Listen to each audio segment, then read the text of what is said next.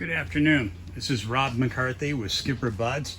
We're on board a 2017 Cobia.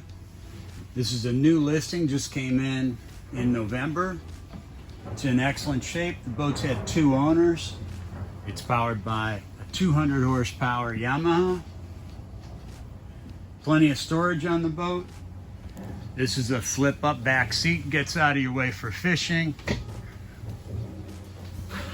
And then there's storage underneath, and that batteries are installed in here. Swim platform ladder.